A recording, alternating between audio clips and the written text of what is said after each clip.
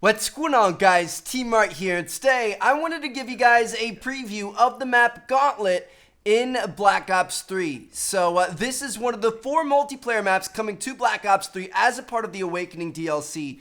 And honestly, this one is one of my favorites. It's one that kind of like snuck up on me. Like, I was really looking forward to seeing Skyjacked. Obviously, it's a remake of Hijacked from Black Ops 2. And then I also really wanted to see Splash, because who doesn't like fighting in like a really cool, fun, vibrant water park? But Gauntlet, it's really far up there on my list. Like, I think it might be tied for like first or second in this this map pack. Like, it's a lot of fun. It's very, very unique.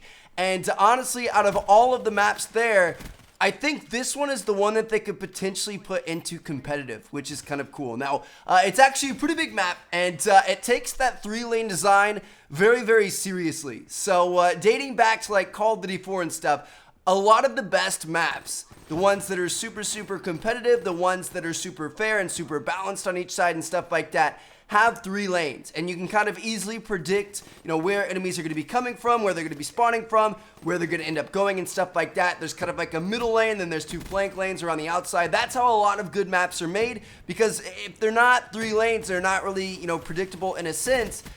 People are going to be all over the place, and it's just going to be an absolute like chaos cluster. So it takes this pretty literally in the fact that each of the 3 lanes in this map are their own environment, which is pretty cool. So the setting is you're in kind of like a kind of like military training compound. So if you look on the outsides, like by the spawns and stuff, it's kind of like this super futuristic compound set out in the desert. You can see like, you know, futuristic helicopters and vehicles all along the outside. But then the inside, it's got 3 completely different sections. So it's essentially like 3 maps in one. So on one side, you have the jungle, which is like a legitimate, like lush, tropical jungle, green plants and stuff everywhere. It's actually really hard to pick out enemies in this side of the map. Like, it's not that it's necessarily dark, but it's just like, it's hard to see people because there's so much going on in terms of all the trees and plants and stuff, which is kind of cool. Now, next up on the other side of the map, the exact opposite side of the map, there is the cityscape. So it's kind of like an urban city environment. This one, I would say, is probably the one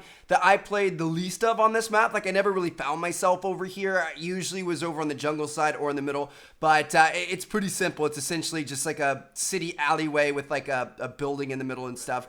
It's not too bad. And then finally, last but not least, we have the middle, and this is where most of the action goes down. So the middle is the snow area. It's kind of like this Arctic setting, and it's really, really cool. Like, there are 2 main sides, obviously the 2 spawn sides, and then it's separated by this giant kind of like open field. You have like blocks of ice you can take cover behind. There's a giant bridge in the middle, which is right where B-Dom is and all kinds of stuff. So obviously this gets pretty hectic. There are also 2 side entrances that link the jungle and the city to this main area. So you don't have to go all the way around back to spawn to get into this. You can kind of like come in these side entrances, and those both go under the bridge, and there's like a wall run under the bridge and stuff. I don't know.